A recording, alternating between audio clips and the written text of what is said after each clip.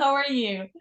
I'm good, thank you. I'm not sure I'm making any sense anymore. I think I'm saying the same words I've been saying for a week, but in Okay. the wrong order sometime. We're gonna fix that, Good. hopefully. Yeah, we actually met a few weeks ago during the roundtables for Archie. So I'm really Oh, glad. in London. Yes, yes, absolutely. So I'm really glad we get a few more minutes today because this is such an incredible show. I've got so many questions. I'm gonna dive right in. Go What for is it. the one question you wish you could have asked Cary Grant regarding your portrayal, the series, and if you could have sat with him behind the monitor, what's the one scene you would have loved to show him and get his reactions on? I wouldn't ask him any questions because I don't think he was able to I don't think he was able to self-reflect. I don't think he knew himself well, even though he spent decades trying to undo the damage of his childhood, taking acid hundreds of times with a doctor, every kind of Eastern philosophy, doing every kind of therapy to try somehow and rid himself of these terrible rages or his alcoholism or the fact that he destroyed every relationship and suffocated the partners he took on board. I just don't think he will be able to answer me honestly. I think you get a better picture from speaking to his wife, Diane Cannon, for instance, who advised on this series. And which scene would I like him to have seen? I'd like him to have seen the very last one, because then he wouldn't be as furious as he would be, because he would have hated this series. He was such a private person with so many hidden demons, and he spent his lifetime hiding them from the public. He built a mask, an avatar that was so perfect that when you bring him up to people, they go, oh, he's my favorite actor. And they trot out these adjectives that they don't use for anyone else in the world. Debonair is a word invented only for Cary Grant. Suave, you don't hear it for other people. But actually, he was the opposite. He was, if he was unflappable on screen, he was extremely flappable in life and extremely bothered and very erratic and emotionally volcanic. And so I think he'd have been so upset by this series showing you who he really was that at Yeah. least if he saw the last scene, he'd take some comfort from it. And so that's very interesting because it kind of brings my next question. It feels like obviously Cary Grant was for the big screen, like a mask to hide. It was a persona, a character he was playing. It's very hard to know him, I think, because his Through family the died. films, there is. Biographies, you'll get to know him. If you read Diane's book, you'll get to know him. And hopefully, if you watch Archie, that you'll get to know not just who he was, how he behaved, but all the fault lines, all the causes of this terrible behavior. Yeah, absolutely. And I mean, maybe I'm reading too much into this, but I think this is a very the way we see Cary Grant is probably very subjective because everyone has his family, his friends, his closest friend had their very own experience with him. But would you say that you know Cary Grant now, or is it a blend of every description you've ever heard of him? Well, I've played a few real life characters, and my Mm, experience has been when they're alive, they're pretty useless as the source material because which of us can describe ourselves? And so mm, what you do is you go and try and find as many different, as you say, subjective opinions of this person, people who loved them, who hated them, who were helped by them, who were hurt by them. And you put it all together and somehow you do build that an accurate mosaic. And so I do think I know him. I do think I know what he's like or what he was like. And I do think I know how he felt about things. And I think I know the distance between what he let the world see. In fact, it wasn't that he didn't play a character. He invented and devised the character of Cary Grant because he owned the movies and developed the scripts. And in every way, it was some kind of unconscious therapy for him because the character on screen was the antithesis, the polar opposite of who he was and all the problems he had. And so, when do you think you actually found Cary Grant? I mean, I know you said before you don't play Cary Grant, you want to play Archie because Cary Grant is too Well, much. I am playing Archie. It's called Archie because it's about a man called Archie Leach who created Absolutely. Cary Grant and Yeah. hid behind him, but really couldn't play him in life. Otherwise, he wouldn't have had 5 marriages and many, many other broken Yeah. relationships and bouts in hospital with alcoholism and such tortured private life. But yeah, sorry, I Absolutely. interrupt your question. Go on. When did Oh I no, find him? absolutely, Is that absolutely the not. I question? love you're passionate about it. This is amazing. But yeah, I'm always interested to know when someone's playing a real life character, when an actor does find, when do you draw the line between what you heard of this person and what you're gonna bring as an actor, or maybe that you found, you're like, it's fine. I found Archie. I found Cary Grant. Maybe it's I'll tell a you. I hat. know Maybe exactly it's a when. sentence. I know exactly when. So I did all the stuff that were obvious to do. I read all the biographies. I read other people's biographies and autobiographies where they had encounters with him. I read the Mhm. minutes of the business meetings when he was a businessman for MGM and Fabergé and stuff. I Yeah, read Diane Cannon's book, and I read Jennifer Grant's daughter's book. I yeah. spoke at great length to Jennifer and Diane. Jennifer had a really quite narrow perspective because he was a lovely doting dad who had already Yes. retired from acting and wasn't a celebrity.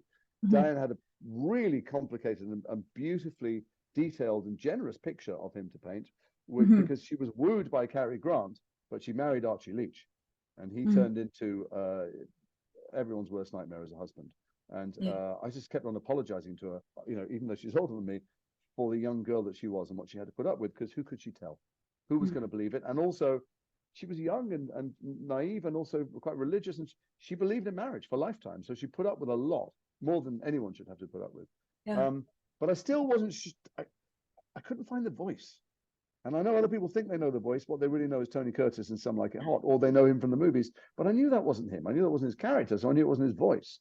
It might be some of the same vowel sounds, but not to get too technical, but if you break down how he speaks in the films, he has the same musical intonation pattern for almost every line. And Yeah. that's not how people speak. Certainly not if they spill hot coffee in their lap in the morning, or when they're having a screaming row with their wife or whatever. And I couldn't find it. And then finally, I tracked down this interview that looked like a transcript.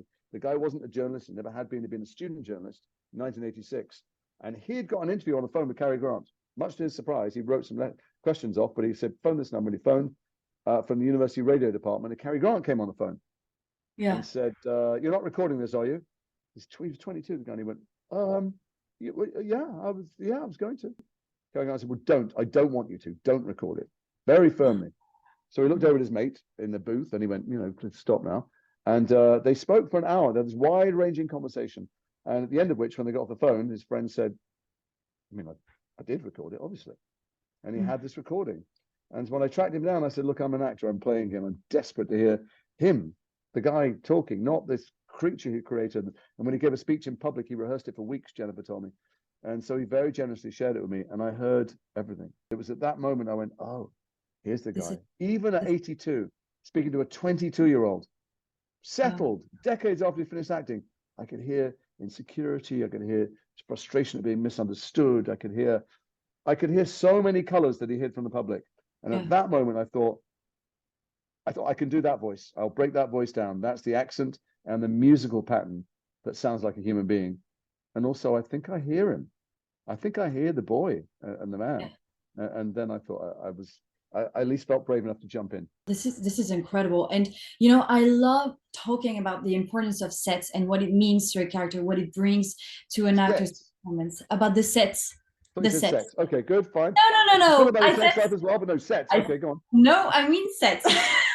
Obviously, when you see the Sure. scene from Northwest, everyone goes, "Yes, I know this scene because I Sure. recognize this set because everyone is going to link this scene to Cary Grant." And obviously, And in the show, Charade. Do you not recognize the scene from Charade when they get out the elevator and it's the same? absolutely, The set's as recreated perfectly. absolutely. And obviously in the show his house is very much a sanctuary for him in a way. He lives with his family away from Sure. the outside, whereas They when you didn't go, go out. He and Diane didn't go out almost ever. And she was that's young. She that's was 27. She's like, I want to go out sometimes. And yeah, he just liked to absolutely. stay in, eat That's what I food on the bed noticed. and watch TV. He was kind of sucking the life out of her in a way, this way. And whereas when he goes back to Bristol, it looks like he does not belong there anymore. He's not home. Sure. So I was wondering, in your career, what is the set that had the biggest impact on you personally, that felt like home, and that had the biggest influence on one of your performances? As you all know, if you're interested in them, you don't build a whole set, because if you're not going to look up, you don't build the ceiling. And if you're only Mhm. going to look in that direction, you don't build the other walls. They build what you need. You normally do a shot list, and they build the minimum because everything is an expense. Yeah, But in Harry Potter, they were going to make multiple films. So yeah, they built the Ministry of Magic.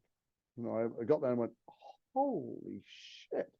And they built Hogwarts essentially, and they built yeah, Dumbledore's office, and the details inside the drawer, inside a cupboard, the books, every page.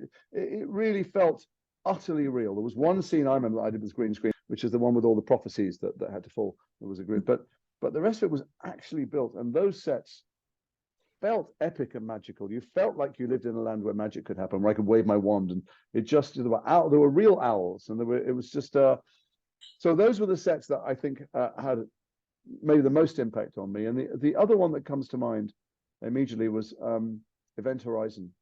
I did a oh, little film for Event Horizon many years ago, in which there's yeah, a very happy, lovely working ship that they're on, and they arrive yeah, at this ship that's been to hell and back.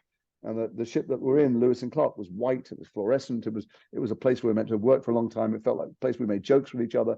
We went on to the Event Horizon. They're only sets, but acting is tricking your imagination. It was dark. It was nasty. They actually glued organic material on the wall, which rotted over the course of the shoot, so it smelt. And it was creepy, and there were dark corners of it. So that affected me. Oh, one other. Have I got time for one more?